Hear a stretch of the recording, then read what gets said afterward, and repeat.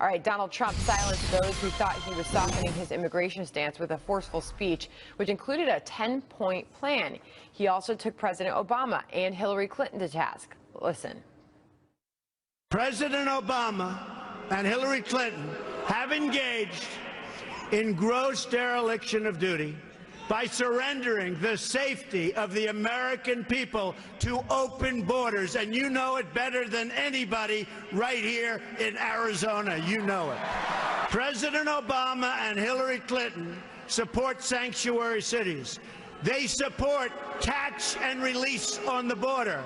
They support visa overstays. All right, let's bring in Matt Schlapp, chairman of the American Conservative Union and a Trump supporter. Matt, good morning to you. Great to be here. Good to have you here. All right, Donald Trump offering up plenty of red meat for his base last night. I found this speech difficult to walk away from. You just didn't know what was coming around the corner, and it was scripted, but he was ad-libbing. What did you get? What was your big takeaway? What a day. Going to Mexico, which was a brilliant political move, and I think a brilliant move in a lot of ways, to help really reset the campaign. But then he ended the day with something that's a little more typical, big, high-energy rally.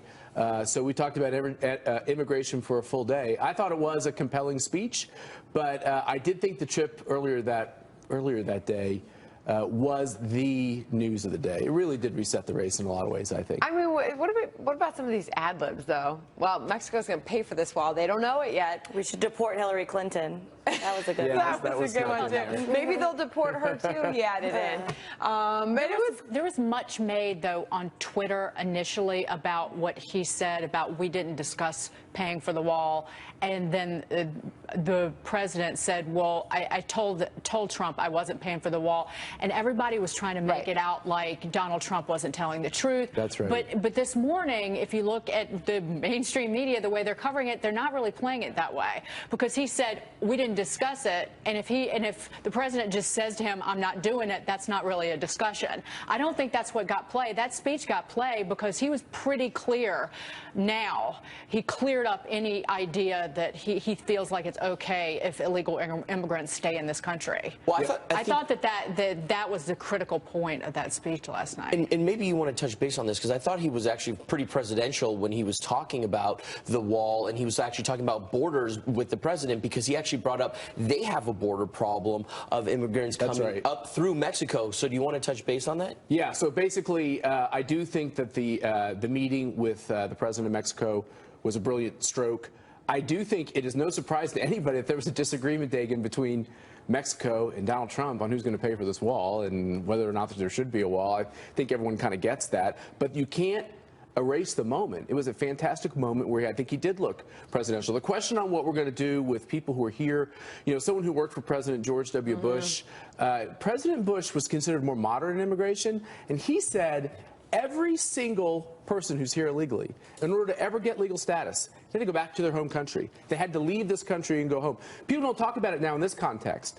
You have this whole conversation. A lot of people on the left immediately said, "Oh, this is race baiting. Trump is a racist. This is bad policy." It's policy that's been accepted by a lot of Republicans and people in the middle for a long time, which is, yeah, there are a lot of people who we need for economic reasons in our economy. Maybe it should be done through a guest worker program. Maybe we should have more people become citizens. But it's got to start with acknowledging they broke the law and they have to go home to start the process to make it right again. Right, and that's a hardline stance. Do you think that more people kind of support it than even the ones that are saying that they do? Because I don't think it's that hard line. See, from my standpoint, I think it's characterized because Trump's language is so tough. Exactly, the way that it's portrayed. A lot of people say, yeah, they're kind of secretly maybe agree, but they don't want to come out and say it because it sounds controversial. But when George W. Bush ran for re-election in 2004 on the idea that everybody had to go home, and he was considered somebody, a former Texas governor, very popular in the Hispanic community, got over 40% of Hispanic vote.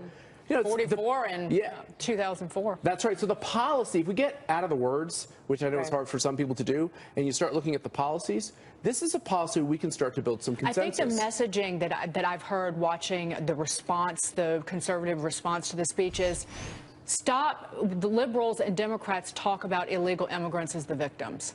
Stop talking about that. This is about the laws of the United States and the citizens of this country. I just thought that that was a interesting way to frame it that certainly resonates politically. So I do want to get real quick, if we can, get that tweet up before we move on to Hillary Clinton. This was the reaction on Twitter from the Mexican president. He tweeted out at the beginning of the conversation with Donald Trump, I made clear that Mexico will not pay for that wall. So to Dagan's point, that continues to be the back and forth in the conversation this morning, because it does seem like we heard one thing from him and another thing from Donald Trump.